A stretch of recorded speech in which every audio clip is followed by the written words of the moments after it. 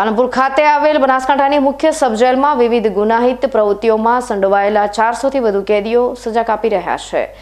આ કેદીઓ સમાજથી અળગા ન રહે તે માટે જિલ્લા જેલ પ્રશાસન દ્વારા જિલ્લા જેલ ખાતે શિક્ષણ, તાલીમ, સાંસ્કૃતિક, આધ્યાત્મિક જેવા કાર્યક્રમો થકી કેદીઓને પુનઃ શિક્ષિત કરવામાં આવે છે।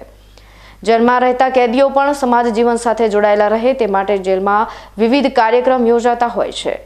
કેદી સુધારણા અંતર્ગત પાલનપુર જિલ્લા જેલમાં શિક્ષણ, વ્યવસાયિક તાલીમ, ધાર્મિક અને આધ્યાત્મિક કાર્યક્રમ યોજવામાં આવે છે। જેના ભાગરૂપે પાલનપુર જિલ્લા જેલ ખાતે ભારતીય સેવા ટ્રસ્ટ અને વિશ્વ હિન્દુ પરિષદ દ્વારા તારીખ 20 થી 26 સુધી ભાગવત જ્ઞાન યજ્ઞ સપ્તાહનું આયોજન કરવામાં આવ્યું છે। આ ભાગવત સપ્તાહ દરમિયાન કૃષ્ણ જન્મોત્સવ સહિતના પ્રસંગોની ઉત્સાહભેર ઉજવણી કરાઈ હતી, જેમાં જેલમાં કેદીઓએ પણ આસ્થાભેર ભાગ લઈ કથા શ્રવણ કરી ભક્તિના રંગે રંગાયા હતા। આ ભાગવત સપ્તાહના મુખ્ય વક્તા કૃષ્ણ મેઘાદાસ બાપુ ઇસ્કોન મંદિર સેમોદરા દ્વારા ભગવાન કૃષ્ણની ભક્તિ વિશે કેદીઓને જ્ઞાન પીરસવામાં આવી રહ્યું છે। ભાગવત સપ્તાહમાં કૃષ્ણના જન્મદિવસની ઉજવણી નાના બાળક દ્વારા મટકી ફોડવામાં આવી હતી, જેમાં સંસ્થાના હોદ્દેદારો, જેલ અધિકારીઓ અને કેદીઓએ સમૂહમાં રાસ રમી ભાગવત સપ્તાહની ભવ્ય ઉજવણીનો આનંદ માણ્યો હતો। ગુજરાતની જેલોમાં કેદી સુધારણા અંતર્ગત જુદા જુદા કાર્યક્રમો થતા હોય છે।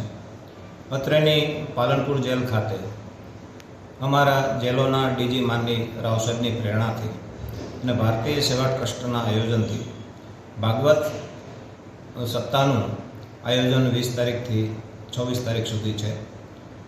જેલોમાં કેદી સુધારણા માટે અમે શિક્ષણના કામ કરતા હોઈએ છીએ, વ્યવસાયિક તાલીમના કામ કરતા હોઈએ છીએ અને સાંસ્કૃતિક અને આધ્યાત્મિક કાર્યક્રમો કરતા હોઈએ છીએ।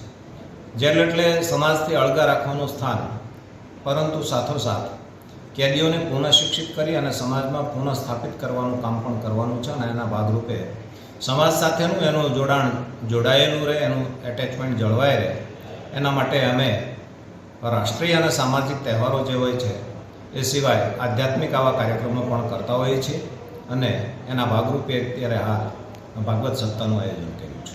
જેલમાં રહેલ કેદીઓ શિક્ષિત બની તેઓ સમાજમાં પુનઃ સ્થાપિત થાય તે માટે જેલ સત્તાવાળાઓ દ્વારા વિવિધ તહેવારોની ઉજવણી સાથે વિવિધ કાર્યક્રમો યોજવામાં આવે છે।